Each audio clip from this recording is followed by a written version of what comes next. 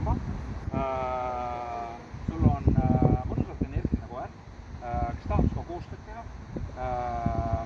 Selles mõttes on hea vaadata, et te mõlemad naudite nagu oma koostöös, aga koeral võiks olla natukene rohkem raami sees.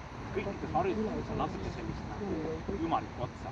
Et ta võiks olla läbivalt kõrvalkäikuses konkreetsem, sulle kontsentreeritud ja selline tihkem. Ta võiks olla juurdekutsumiste asendite võtmises konkreetsem ja kõrvale tulekutes konkreetsem. Igal pool jääb seda väike nagu luha sisse. Kõrvalkäinud algasenditest su koer võiks võtta üldse nagu algasendit ise seisvama. Ja kui sa lähed aporti algasendit võtma, siis ta seisab ja kõõlub selle aeg ja siis ta võtab selle asendit. Sama lugu oli siin praegu algasendit, ta peaks selle võtma konkreetsemalt. Ehk kui soovitada nagu tuleviku jaoks on treeninguid, siis tasub treenida algasendite võtmist selliselt, et algasendit koer võtaks konkreetselt ja jõuliselt, sest algasendist saab alguse kogu sooritus. Kui ta on sulle algasendis juba siuke ebamäärane, siis see kandub nagu sooritusse edasi. Ehk algasendist antud juhul oli natuke ebamäärane, kui hakkasid liikuma, siis kontsentratsioon läks selgelt paremaks, aga läbivalt kogu sirgelt ta peaks olema pidevalt samaväärselt kontsentreeritud. Ja lähtuvalt sellest, et ta ei ole kontsentreeritud ja veits kaotab siin nagu ära, et ta natuke ka liigub, et ta peaks olema asendis ka konkreetsem. Esimene ümberpööre peaks olema tihkem ja lähemalt, peaks olema jõulisem. Ehk ta läheb pöördes õiges asendis, tuleb pöördes õiges asendis, aga see vahepealne osa on nagu ebamäärane.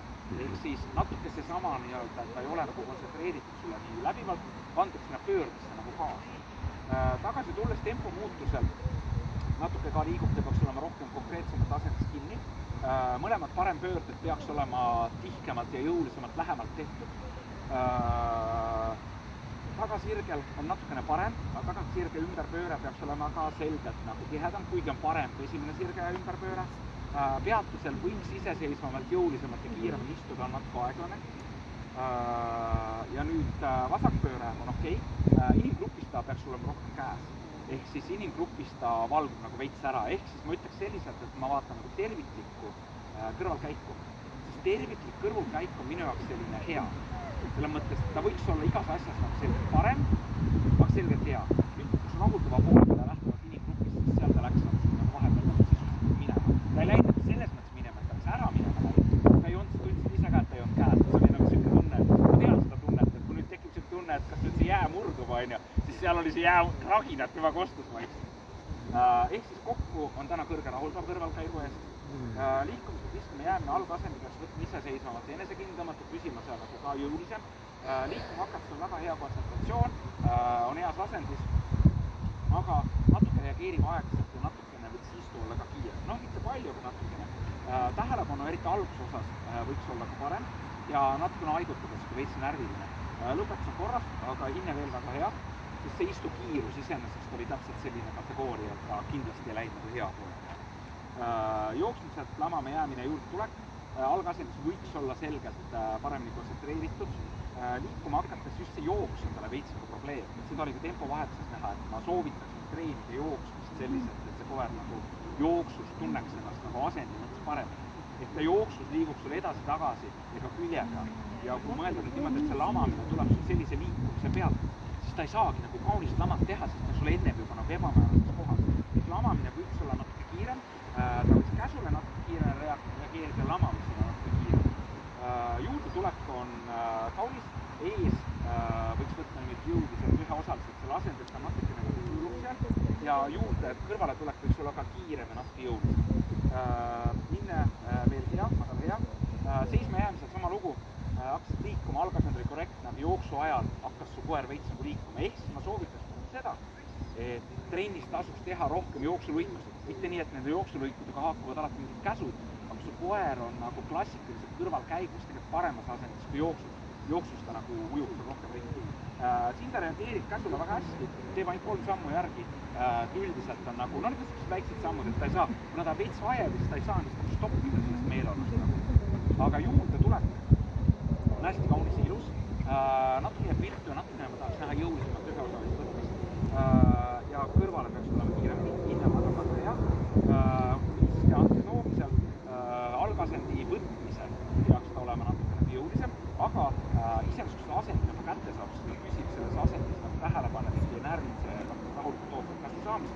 minek on hästi ilus, läheb hästi kiirelt, läheb hästi jõuliselt, stardib kiirelt, aga nüüd eseme võtmine peaks olema kõmm ja kohe, ta nagu võtab ja siis sätib veel ja siis ta hakkab tagasi tulema ja tagasi peaks kiiremalt tulema, ees jääb natuke kaugele, peaks selgelt lähemal olema ja natuke on viltu ja natuke närvita, ehk siis ta peaks nüüd selgemalt aru saama selle eesasendi hoidmise mõttest, siis ta teeks seda enesekindlalt, et kõik need eesasend apartsiga elemendid on praegu natsised nagu närvitsed tema jaoks.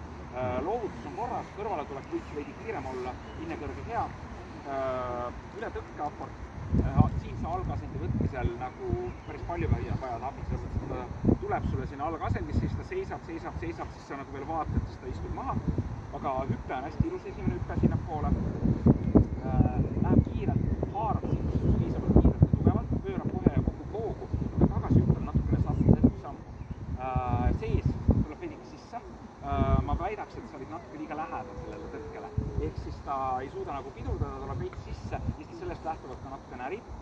Loovutus on korras, kõrvale võiks tulla natuke kiiremini, hinne on madal väga hea, ehk selles mõttes, kui mõelda nagu, millest hinne kujuneb, siis su esimene hüpp oli kaunis, su teine hüpp oli natuke pidurdav ja su võtmine oli muidu kaunis, aga see lõpuosa, ehk esimene osa, kogu see toomine võtmine oli hea, aga ees tuli nagu veits soust. Kohale saatmine, algasend on korrektne, lamab kiirelt ja korrektselt, siis natuke aega nuusib seal, ta võiks nagu kohe jääda rahulikuks, ta nuusib seda kotti ja nende rullid, kuskil seal on midagi head. Juurde tulek võiks olla veidi kiirem, eesasendi peaks olla konkreetsemalt ja ees on natuke viltu ka, kõrvale võiks tulla natuke jõulisemalt ja kiiremini ja kohale võiks minna natukene kiiremini, sinna läheb aeglaselt ka. Ja ka lama on natuke aeglaselt, seal võiks olla kõiges natuke rohkem jõudu, sest enesekindlust saab aru, mis ta teeb. Kõrvalevõtt on korras, hinne on väga hea, madal väga hea ja nüüd lamamine häiritud olukorras, seal läks selliselt, et sul algasendis natuke viltu, siis sa panid ta lamama, ta oli selles natuke viltu, siis kuna ta jäi lamama viltu, siis ta oli siuke nagu publikum selle kogu muule tegevusele, siis ta veits tundus, et nagu unustas ära, mida ta seal tegema peab. Selles mõttes, et ta tegi selle igast värki, ta nuuskis ja siis ta näris küüsi vahepeal ja noh, nagu üle ära ei tulnud, ta ei roomanud ka, aga ütleme, suutis sellel paigal lamamisse nagu palju elemente juurde lisada. Lõpuosa oli